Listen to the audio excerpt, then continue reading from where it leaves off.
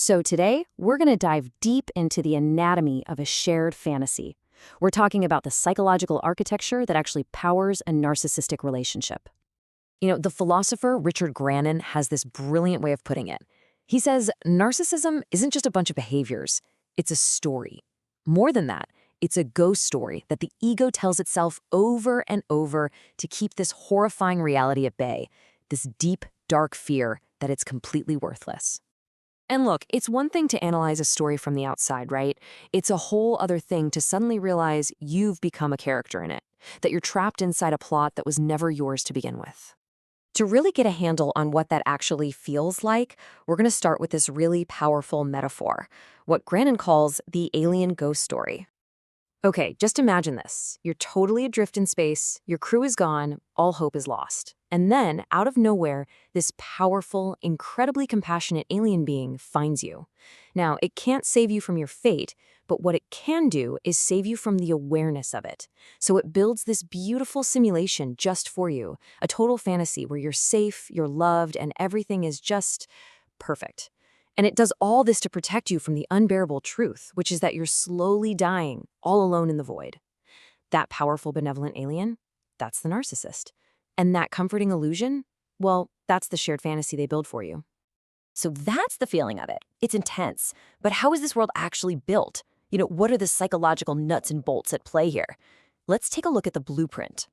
Because this whole structure, it's not random, it's a very carefully, even if it's unconsciously, constructed defense mechanism. This is where the psychologist Sam Vaknin gives us a really powerful definition. He calls the shared fantasy a kind of psychological theme park. Think of it like a Disneyland, built for one single purpose, to let the narcissist finally go back and deal with their original childhood wounds, but this time in a totally controlled environment where they can guarantee a different ending. And guess what? You've just been cast in the starring role of their historical reenactment. The price of admission to this theme park? It's you falling in love with yourself. The narcissist puts you on a pedestal, tells you you're perfect, you're brilliant, you're the answer to everything they've ever wanted. But here's the twist. This isn't about you. They're creating an idealized snapshot of you, which they then absorb into themselves. By owning this perfect internal version of you, they become perfect. And you? Well, you get addicted to seeing this flawless version of yourself reflected back in their eyes. It's like a hall of mirrors, and you just can't look away. But here's the thing about this perfect shared world. It has a built-in self-destruct button. That idealization phase is just Act 1. What comes next is the inevitable and, frankly, deeply confusing downturn. And it follows this really predictable and, painful pattern.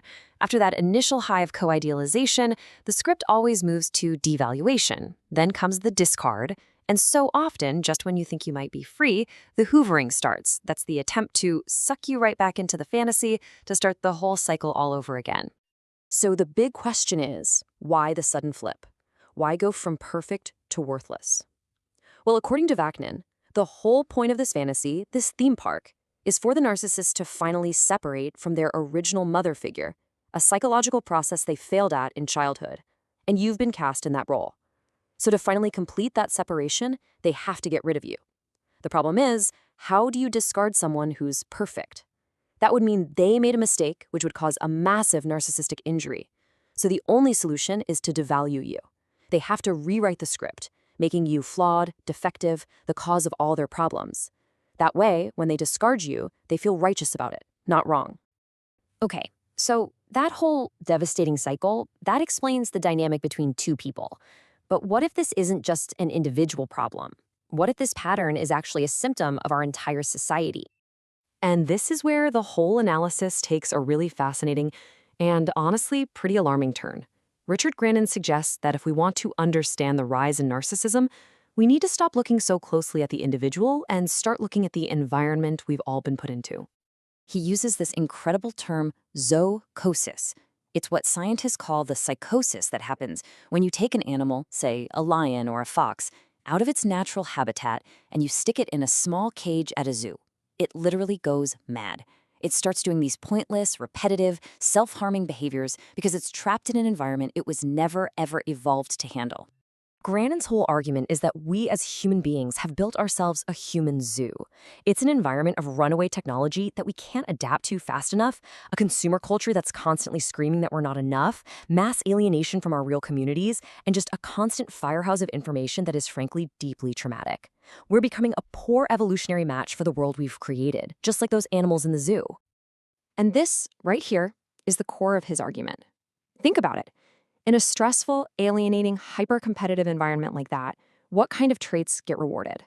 Grandiosity, a lack of empathy, total self-focus, manipulativeness.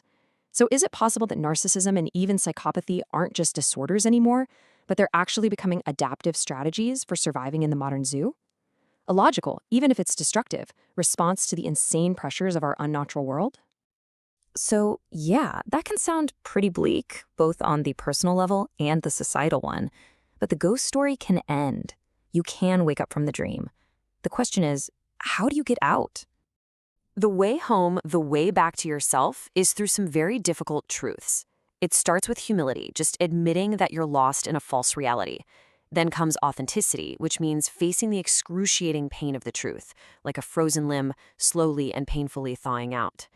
The real antidote is reconnection, unplugging from the fantasy, from the simulation, and connecting with real, actual people. And finally, responsibility, which means accepting the humbling truth that you cannot save the person who trapped you there. Your only job is to save yourself. And all of this leaves us with one final, really crucial question. Escaping a narcissist's shared fantasy is this deeply personal battle to find what's real. But in a world that feels more and more like a collective simulation, a giant shared fantasy of its own, what does it truly mean for any of us to be real?